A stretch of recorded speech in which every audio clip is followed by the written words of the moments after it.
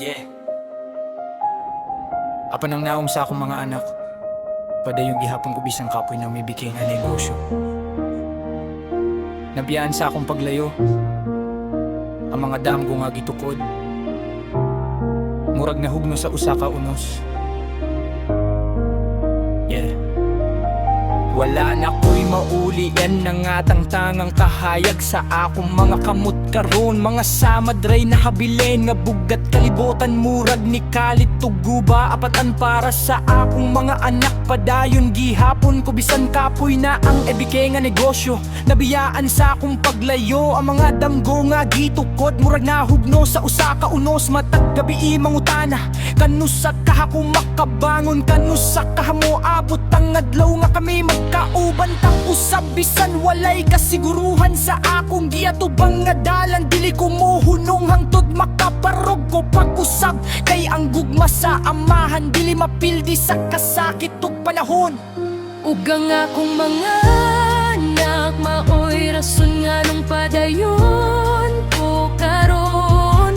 Naglakad ko sa dalan nga walay klarong kudulngan. Nagbitbit sa kasakit nga dugay nang wala mahilo na. Daghan ng higayon nga gusto ko mohunong og biyaan. Apan ang nawong sa akong mga anak, maulya kong kalig-onan. Bisan unsa ka kusog ang unos nga muyo sa akong kinabuhi. Dili ko itugot nga mapalong ang akong paglaom nga nahabilin. Kay kabalo ko nga adunay buntag human sa taas nga kagabiyon, ug adunay kalipay human sa mga luha ug kasakitan mo. Bangon ko pag-usab bisan pila baka higayon ko mapukan. Kay ang tinuod nga kusog dili makita sa wala mapilde sukad makita. Raon niya ninyo nga ang amahan wala gayud miundang nangandoy nga magkahiho sa pag-usab ang pamilya nga nahimulat. Karon tinigom ko ang kusog nga nahabilin sa akong dughan.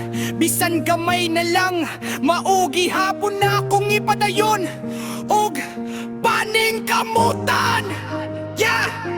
Dili na ko mobalik sa nangagi nga puno sa kasakit ug kasaypanan.